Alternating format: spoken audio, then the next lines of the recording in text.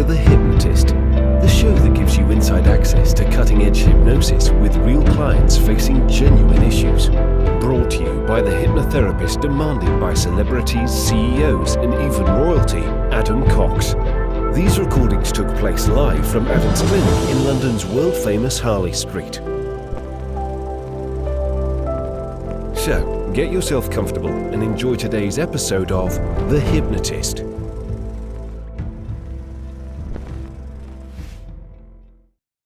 Hi, it's Adam here.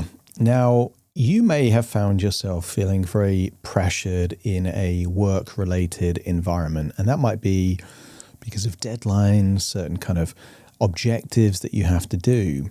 Now, the client that I was working with had those things, but mainly it was because they'd moved into a new role, into a very competitive culture and environment, but it was kind of chaotic and they didn't really have the onboarding, the structure, the systems, the training, and yet still expected to get results, even if the results weren't clearly defined. So very ambiguous things like prove yourself and get some quick wins, very ambiguous things that didn't really mean anything. So they felt the pressure, didn't really have the clarity in the systems, and most of the pressure was not coming from others, it was coming from themselves, because their background was that in most environments, they could have the resources that they need to understand things, and therefore that pressure they would put on themselves to thrive was intrinsic rather than extrinsic.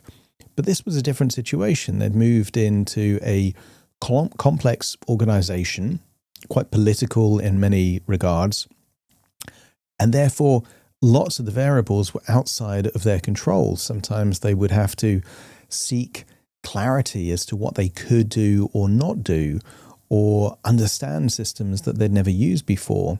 And therefore, it wasn't possible for them to put all that pressure they were putting on themselves wasn't really helping. It was just stressing them out, and that was leading to more procrastination and self-doubt. So if you can relate to the idea of feeling like an imposter or feeling pressure to succeed but not know what you're doing, this session helps, because rather than going from having the pressure to thrive, it actually seeks permission to thrive. And that permission means actually doing what's necessary first. Now, there's two key metaphors in this session. One is the metaphor of a foundation. So most people know that if you build a house on something which doesn't have proper foundations, you can build it, but it's going to start crumbling down very, very quickly. The foundation is crucial. With a strong foundation, you could build something huge and impactful. Without that foundation, you can't really do that. Now, the second metaphor is about a bridge. If you imagine a very fast-moving river, and on the other side of that river is this wonderful place that represents thriving. Now, if you just go straight into the river, you might be splashing around and not really making much progress. You're fighting the currents. But if you take the time to build the bridge, then actually not only you can get across, but actually you can make it easier for other people to get to the same place where you're trying to get to as well. So if you can relate to this feeling of feeling pressured, but without really giving yourself permission to do what's necessary to actually get good and competent, then you might really resonate with this. Now, it was created for a particular client in a particular situation, quite a complex global political organization. That might not be your context. So if you do want a bespoke session created and customized just for you, there will be a link in the description, but also on my website, adamcox.co.uk, where you can book a free consultation call to explore working with me. The other thing to bear in mind is that normally most of my sessions are recorded in my studio. I was traveling at the point where I did this. So you're actually going to see me in an apartment in Portugal, and the audio quality was actually recorded on my portable audio there rather than this kind of studio mic. So it might sound a little bit different than the normal episodes. Bear that in mind. For now, though, find a quiet, comfortable place where you won't be distracted or disturbed. Relax and enjoy the session.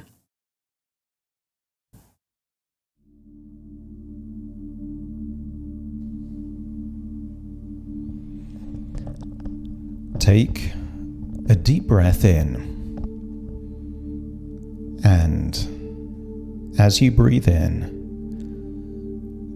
a resourceful feeling of calm and relaxation, and as you exhale, just allow any feelings of worry, stress, or tension to feel like it's leaving your body in your outward breath.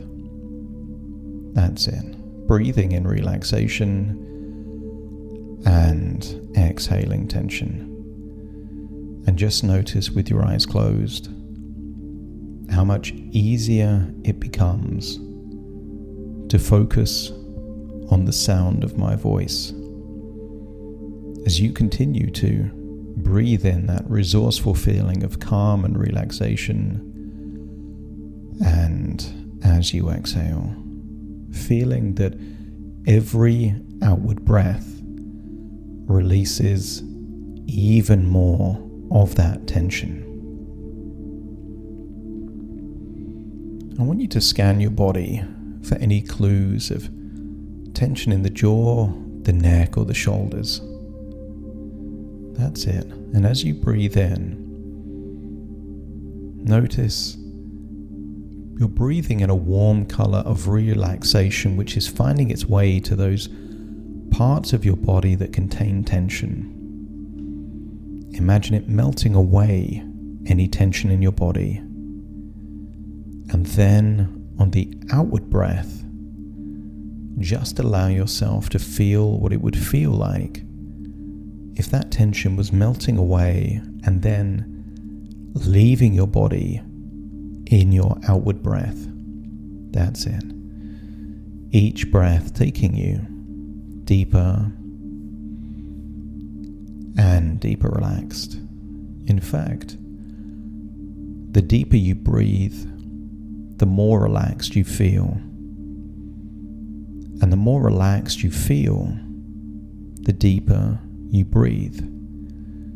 Each breath takes you deeper and deeper than the previous breath. And the more relaxed you feel, the more your imagination awakens. And I want you to imagine what it would feel like to be drawing a picture of the Spanish countryside. Maybe it's trees and grass or beaches. And I want you to imagine you're creating a vibrant, colorful picture of Spanish nature. And I want you to imagine that how you describe it on that canvas or that paper doesn't have to be what it actually is like. It's just your representation. And when you've created something that feels like Spain, I want you to imagine what it would feel like to step into the picture and imagine what it would feel like if suddenly you were there in Spain. And I want you to connect to the temperature. Maybe there's blue skies and sunshine. But I want you to imagine wide open spaces. No one else around, just you. And while you're there, take a slow breath in and a much longer breath out. And as you breathe out, I wonder if you can imagine releasing that subtle pressure that you've been carrying. You know the one. You've been building up that pressure. But imagine every outward breath is now a release valve. That every time you breathe out, the pressure is being released. And what you're releasing is pressure, not your ambition, not your standards, just the pressure. Another breath in, and as you exhale, just imagine your shoulders loosening. Because here, in this moment, in this artistic Spain where you belong right now, you don't need to perform. No KPIs to hit, no objectives, no onboarding, just presence. Breathing in and breathing out. In fact, you don't need to prove anything in this moment. Just breathing, just being in this moment.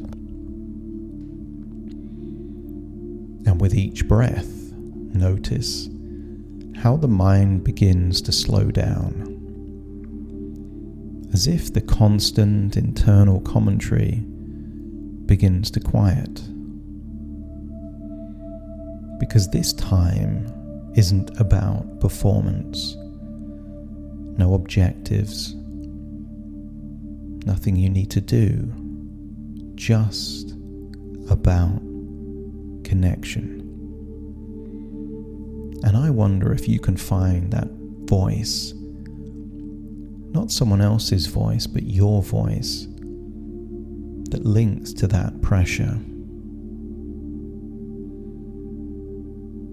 Maybe it says something like, you should already know this. You shouldn't need to ask for help. Thriving means independence. And I want you to observe that voice. Maybe it has a location, a tonality, maybe it's pushy, demanding. Just notice it. And I want you to be grateful for that part. Because in so many areas of your life, that demanding part has served you well. In fact, in any environment where you control the majority of the variables, that part is an ally. But the same part that thrives in one environment may struggle in another. Mozart may be a genius on the piano, but struggle to draw. And Miro could create incredible works of art, but maybe playing football or climbing a rock face wouldn't play him to his strengths there. And what if this part that works so well when you're in control just piles on the pressure in environments where you need clarity, you need understanding, you need to know the systems. And I want you to ask yourself, where did that voice come from? Was it linked to a belief, a time in childhood, a time when you had to prove yourself?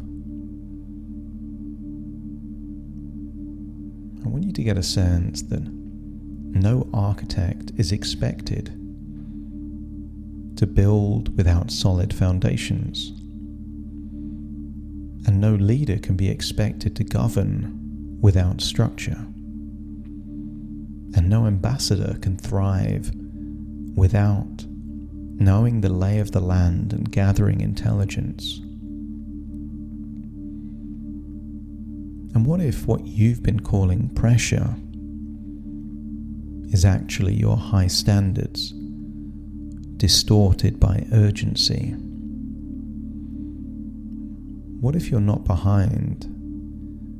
You're just laying the foundations in which to thrive. And I want you to imagine there in Spain, you're on a large open piece of land, maybe fields, but wide open spaces. And I want you to get a sense that this land represents your role. Expansive, important, high stakes. You want to build a tower, something that can be seen for miles around. But what if instead of rushing to build the tower,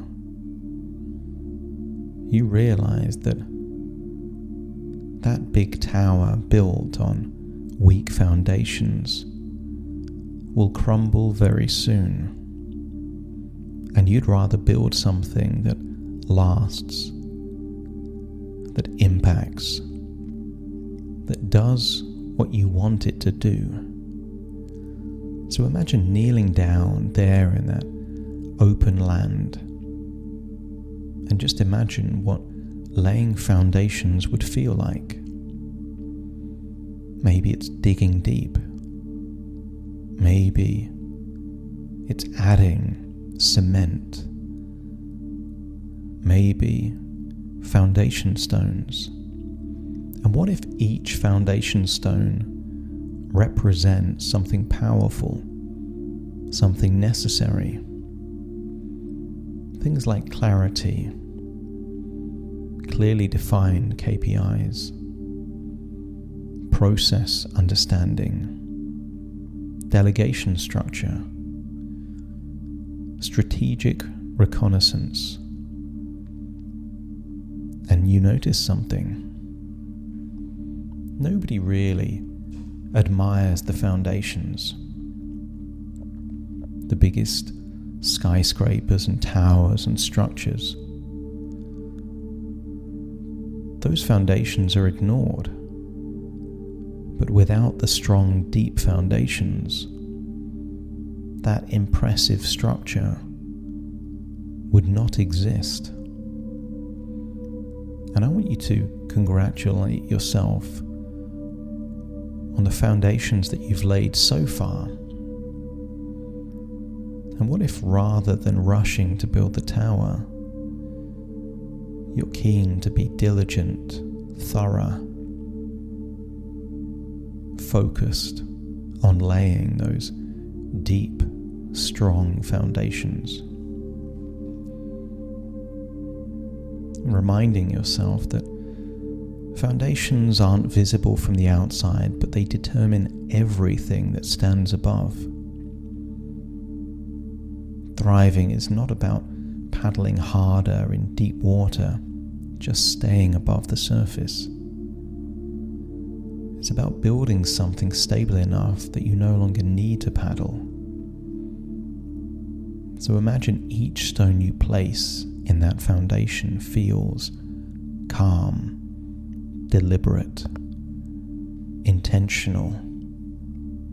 You are not reacting, and you're not behind. You are constructing, and construction requires time. It requires sequencing. It requires patience. And that patience is not weakness. Consider it executive maturity. And I wonder if you can imagine the foundations are built. And I want you to imagine building a huge tower upon those foundations. Imagine it's a tower that could contain a gallery. You could admire the gallery and the structure, but only when the foundations are solid. And then when you leave the gallery, there in that expansive land in Spain, I want you to notice something ahead of you.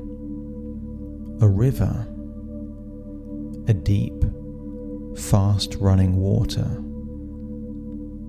And that river represents the culture.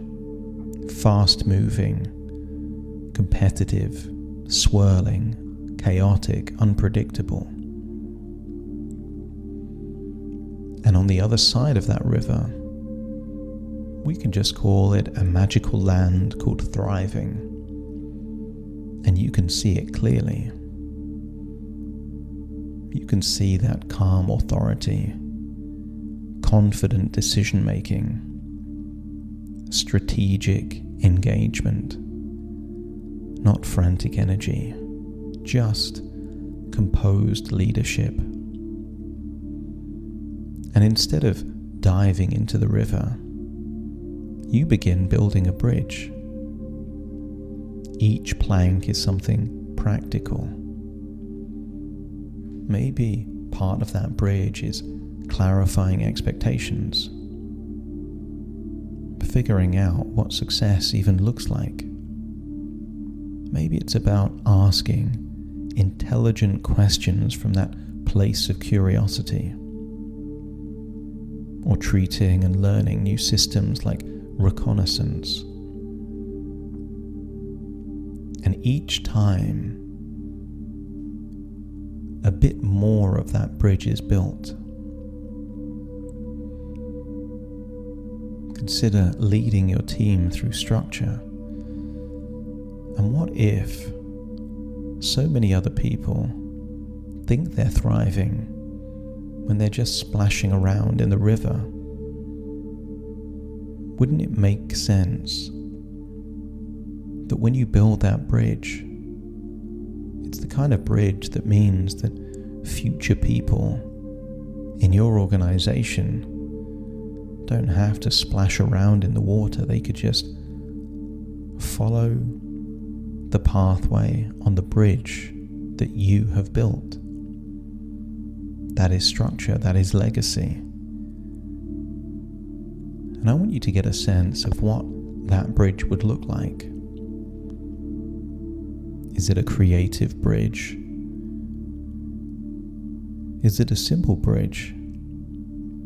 Is it mechanical or wooden? Get a sense of what that bridge looks like. And then imagine crossing the river on that bridge. And get a feeling of how stable, strong, solid and structured it feels. And I want you to get a sense that too many people in the past were so keen to get to the other side. Instead of building a bridge, they just jumped straight into the river. But that river has got fast currents. And sometimes it isn't sink or swim. It's just frantic splashing about that feels like success, but the main things don't get done. And what if by building a bridge you avoid the burnout for those people that were so keen to thrive, they never figured out how to avoid that wasted energy of fighting the currents of the river. Each time you take a step over the bridge, the distance between where you are and where you want to be becomes smaller. And you don't need to swim, and you don't need to struggle. You simply build your own way across. Because giving yourself permission to thrive is not a leap, it's a sequence. And every time you choose clarity over pressure, you're taking another step across that bridge. And I wonder if you could take a pause halfway across that bridge. Reflect on something perhaps that you needed to fully appreciate. You were never incapable and never behind. You were just navigating ambiguity without the necessary structure or clarity. And that's not a character flaw. That's an environmental variable. So as you stand on the bridge looking out at what thriving looks like, but also colleagues splashing about in the fast-moving river, hear that same voice that was piling on the pressure. Say these words. Repeat internally after me. I give myself permission to build. I give myself permission to learn. I give myself permission to ask. And I give myself permission to thrive on my timeline. And maybe you can already notice how different that feels compared to I must prove myself. Because pressure contracts and permission expands. And what if expansion is the very place where leadership lives? If you wanted something predictable and known, you would have stayed where you were before. You wanted this challenge, and you have found the challenge. But let's shift from feeling a pressure to thrive to giving yourself permission to thrive. So now continue walking across the bridge and finally step onto the other side. And I want you to get a feeling that thriving doesn't feel dramatic. No balloons and a round of applause. Just notice that when you're thriving, it actually feels stable. It feels clear. You notice that you still ask questions, but from a position of refinement, clarifying distinctions. You're still learning, but most of the learning has been done. Now it's the icing on the cake and not the cake itself. You still face unknowns, but they're no longer a threat that blindsides you. They feel like something manageable that enhances your ability to become even more valuable and resilient. I want you to get a sense that even if you're traveling halfway across the world, consider it as reconnaissance rather than a do-or-die high-stakes situation. You can treat the KPIs as architecture, that blueprint of what it would take to build that structure, that tower. And you can treat micromanagement as information about system instability, not your worth. What if the person you're learning from is still splashing around in the river because they never built the bridge or laid the foundations to give themselves permission to thrive? Because thriving was never about not needing support. Thriving is about knowing what to build and building it deliberately. You're not paddling or splashing around in the water anymore. You are laying the foundations, building the bridge. You are designing that future. So let's think about that future. Imagine a moment in the near future, maybe days, weeks, or months away. Think about speaking to that boss, that management, calm, clear, structured. Imagine having conversations where you're discussing objectives and outcomes, not from insecurity, but from authority, clarity. Imagine yourself meeting important people in different parts of the world, curious, observant, strategic. You're not trying to prove you belong. You're finding those synergistic, strategic relationships. You are opening doors.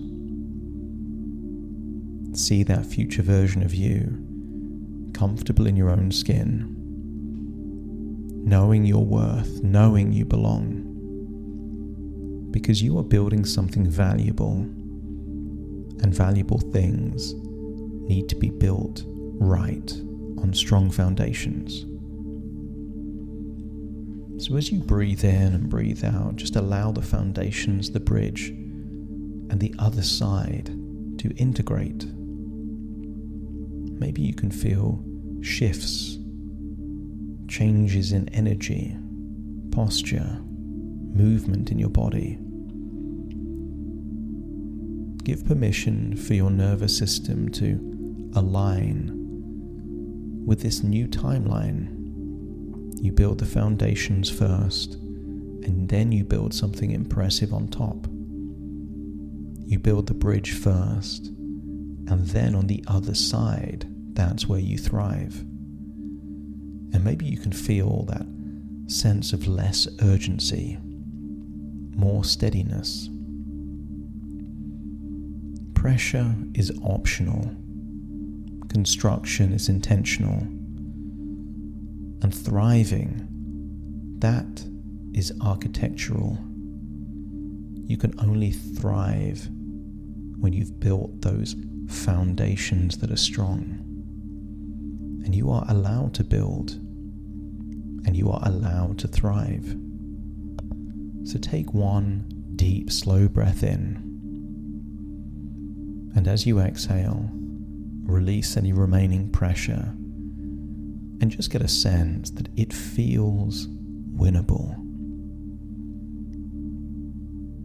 Get a sense of what building that bridge and laying those foundations mean in your world. What do you need to know that you don't know yet? What questions does it make sense to ask? And how can you find shortcuts to learn what you would benefit from knowing? And all of those things are achievable. And all of those things take place one brick or one step at a time. And when your unconscious has integrated these new concepts, timelines, and ways of thinking into your life and your reality, let me know by nodding your head. That's it. And notice, you still have permission to thrive, but it works on your timelines now. So take a deep breath in and exhale. Then an even deeper breath in through your nose and out through your nose. Just wiggle your fingers, wiggle your toes, connect and calibrate into the here and the now. As I now count from 1 to 10 to awaken you, you will return from the other side, from the bridge, from the open land of Spain, back through the picture, back into your reality, taking all these changes with you. Starting to count. 1, 2, 3, waking up. 4, 5, 6, more alert. 7, 8, open your eyes, open your eyes. 9, 10, wide awake, wide awake, wide awake. Thank you so much for joining me on today's episode of The Hypnotist. If you've enjoyed this episode or got some value from it, please give it a 5-star rating and review. And maybe you know someone that would also benefit from this particular episode, in which case share the episode with them so they can also get the benefit too. And if you would like to listen to this episode where it's just the hypnosis, So no intro, no outro, no explanation, just the hypnosis and completely ad-free. There will be a link in the description where you can subscribe at a very low cost and only get access to the hypnosis. So if that's of interest, please check that out. Thank you again for being a regular listener of The Hypnotist, and I'll see you again soon for more.